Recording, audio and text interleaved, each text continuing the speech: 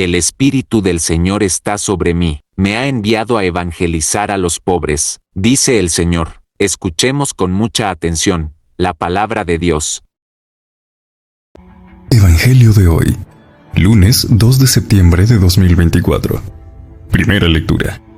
Lectura de la primera carta del apóstol San Pablo a los Corintios, capítulo 2, versículos del 1 al 5.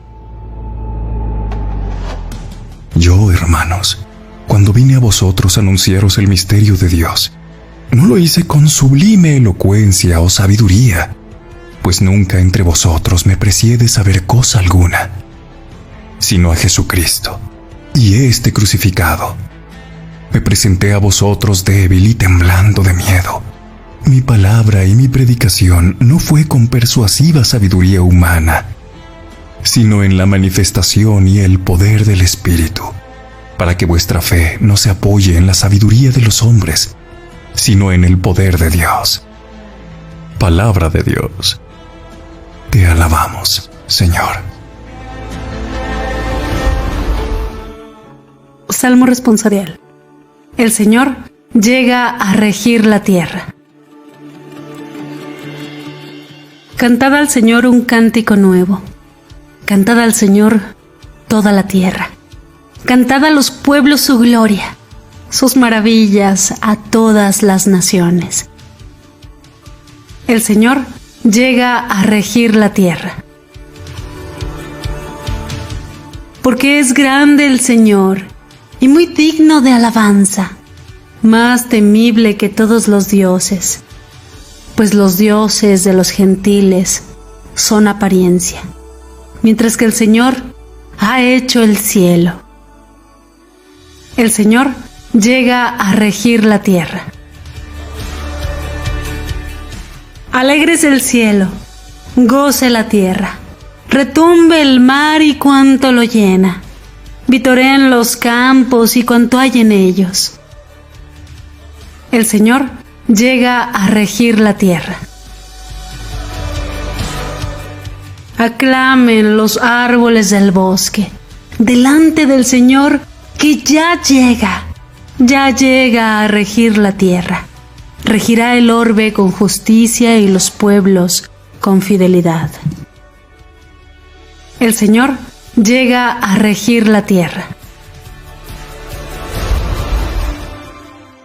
Lectura del Santo Evangelio según San Lucas, capítulo 4, versículos del 16 al 30. En aquel tiempo, fue Jesús a Nazaret, donde se había criado. Entró en la sinagoga como era su costumbre los sábados y se puso en pie para hacer la lectura.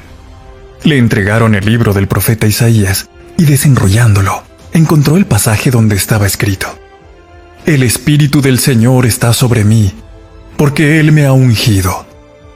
Me ha enviado para anunciar el Evangelio a los pobres, para anunciar a los cautivos la libertad y a los ciegos la vista, para dar libertad a los oprimidos, para anunciar el año de gracia del Señor. Y enrollando el libro, lo devolvió al que le ayudaba y se sentó. Toda la sinagoga tenía los ojos fijos en él, y él se puso a decirles: Hoy se cumple esta escritura que acabáis de oír. Y todos le expresaban su aprobación y se admiraban de las palabras de gracia que salían de sus labios. Y decían: ¿No es este el hijo de José? Y Jesús les dijo: Sin duda me recitaréis aquel refrán: Médico, cúrate a ti mismo, y haz también aquí en tu tierra lo que hemos oído que has hecho en Cafarnaún.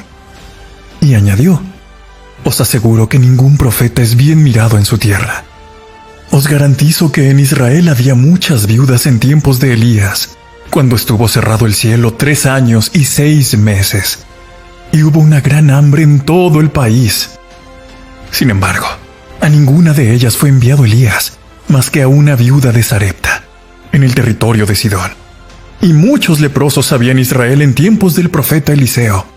Sin embargo, ninguno de ellos fue curado, más que Naamán, el sirio. Al oír esto, todos en la sinagoga se pusieron furiosos y levantándose lo empujaron fuera del pueblo hasta un barranco del monte en donde se alzaba su pueblo, con intención de despeñarlo. Pero Jesús se abrió paso entre ellos y se alejaba. Palabra del Señor. Gloria a ti, Señor Jesús.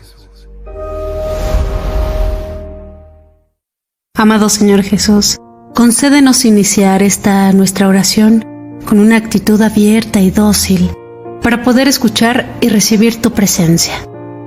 Amado Señor, no queremos ser unos pasivos espectadores de corazón duro y ciego, insensible y mediocre, porque estamos hechos para ser el reflejo de tu amor. Queremos reconocerte en todas las personas que hoy podríamos, por amor a ti, servir. Dios nuestro, solamente te pedimos que nos des la gracia de reconocerte en nuestros hermanos para poderte amar más el día de hoy. Reflexión del Evangelio de hoy.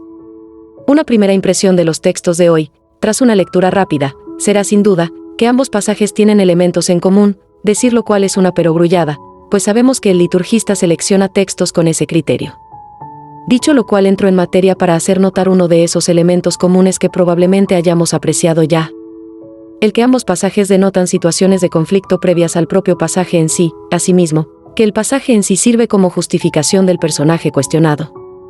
Así, en 1 Corintios, Pablo comienza su carta dirigida a las comunidades corintias con una autojustificación en la que casi parecen leerse palabras de disculpa. Lucas, por su parte, comienza el relato de la misión de Jesús también justificando al que va a ser el protagonista de su relato evangélico. No en vano, las expresiones de este pasaje lucano, como ese descontextualizado y traído por los pelos, médico, cúrate a ti mismo, nos evocan otras expresiones del momento de la pasión, como aquel, ¿no eres tú el Hijo de Dios? Pues sálvate a ti mismo, lo cual nos induce a pensar que, en efecto, ya al comienzo del relato de la misión jesuana, Lucas está anticipando su final, de esta forma, tratando de responder al descrédito de los seguidores de Jesús por el fracaso de una misión que acaba en una cruz romana, descrédito ante ajenos, frustración en el seno de la propia comunidad lucana. Lo que tenemos, pues, en este pasaje, no es tan solo una justificación de Jesús, sino, ante todo, un intento de justificación hacia afuera y, especialmente, de autojustificación hacia adentro, de la comunidad lucana. Como autojustificación, se trata de darse respuestas ante la situación de hecho que vive esta comunidad a fines del siglo I, cuando escribe Lucas, y de su sentido, si lo tiene. Esta situación de hecho se contextualiza en el conflicto que vive la comunidad lucana, enfrentada con un rabinismo naciente resultante de la reorganización del judaísmo tras la destrucción de Jerusalén en el 70, que va a ir excluyendo a las corrientes jesuanas del seno del nuevo judaísmo y que da lugar dentro de estas a una tensión entre la lealtad a su líder caído y lealtad a la tradición judía de procedencia de la que están viéndose expulsados. Poniéndose en la piel de estos primitivos cristianos, es fácil percibir que este conflicto externo al grupo se traduzca en un aún más doloroso conflicto interno de identidad, ante la posibilidad de quedar desarraigados de su base y fuente de sentido tradicional. El intento de respuesta y resolución anticipada que ofrece Lucas en el pasaje de hoy no es sino una escapada, una salida por la tangente, en dos movimientos. Rechazo a quienes nos rechazan y proselitismo en un contexto religioso-cultural nuevo. El primer movimiento queda legitimado por la historia, el inveterado rechazo de los profetas, que no es sino rechazo a Dios. En consecuencia, Dios, en la figura profética de la nueva comunidad, repudia a los que le rechazan. Con la diferencia, esta vez, entiende Lucas, de que el repudio es definitivo, o lo que es lo mismo.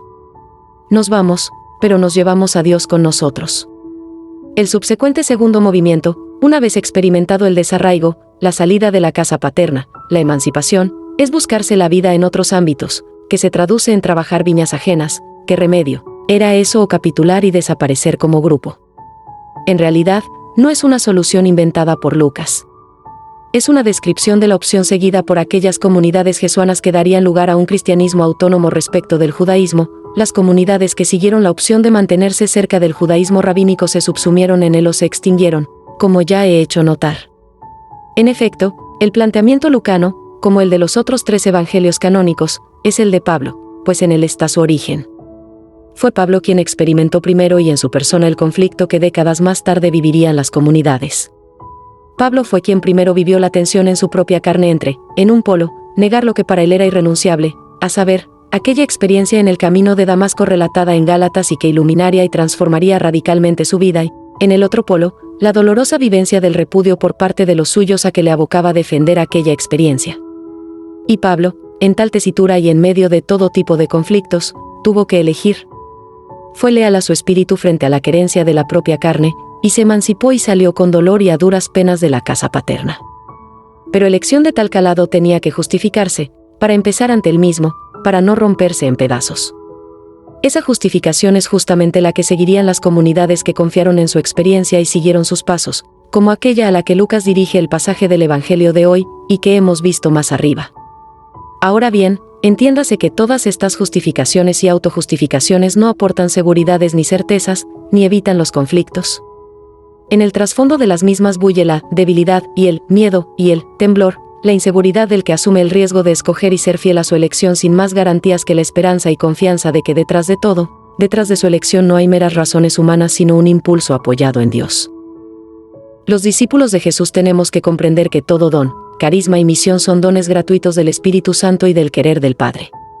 Así como Jesús se entiende a sí mismo como un ser gratuito y en gratuidad, pues toda su existencia personal es un ofrecimiento del amor del Padre. Tú eres mi Hijo amado, Lucas 3:22. Su persona es un don primero, fundante y decisivo, que necesita aceptación, acogida grata y bienvenida jubilosa, una gran alegría expansiva tal como se evidenció en Lucas capítulos 1 y 2. Así también nosotros hemos de aceptar nuestra existencia, tal como somos, liberados y perdonados, como primera condición para realizar la gracia de ser o existir, la misión confiada y evangelizar como proclamadores. Sin embargo, el rechazo forma parte de la experiencia de la proclamación evangélica. El Papa Francisco en Evangelii Gaudium habla de la mundanidad espiritual que rechaza la profecía de los hermanos, descalifica a quien lo cuestione, destaca constantemente los errores ajenos y se obsesiona por la apariencia. Y suplica: no nos dejemos robar el Evangelio. Mensaje para hoy. Escucha, hijo, hija, la buena noticia que Jesús, ungido con el Espíritu, está comenzando a proclamar. Acógela con un corazón libre de todo egoísmo y de todo rechazo del Evangelio. Yo, que soy tu Padre, en la persona de mi Hijo, de Jesús de Nazaret, te revelaré el fascinante misterio de su predicación poderosa y liberadora de todos los que se encuentran en alguna situación de postración, dirigido en especial a los pobres, a los que saben que su salvación solo la pueden esperar de las acciones de Jesús. Tú también, como Jesús, con la fuerza del Espíritu Santo proclama jubiloso que el tiempo ha alcanzado plenitud, que Dios está irrumpiendo en el mundo y en la vida de todos los que acojan a Jesús. Para reflexionar. ¿Cuáles son los grupos que hoy entran como principales destinatarios de la buena noticia de la liberación, del año de gracia del Señor? Oremos. Padre, que tu Espíritu Santo nos haga discípulos de Jesús, enviados a proclamar la buena noticia de la liberación a los pobres, a los que buscan tu rostro incluso sin saberlo, a los que sienten en su corazón el anhelo de vida eterna que los anima a buscar en todo lugar, que seamos luz para su búsqueda. Padre, con tu Espíritu Santo reconoceremos con alegría que hoy somos nosotros los enviados de Jesús para llevar a los pobres la buena nueva, conscientes de que habrá rechazo, porque nadie es profeta en su tierra, pero animados por la unción espiritual seremos capaces de vencer todo obstáculo. Amén.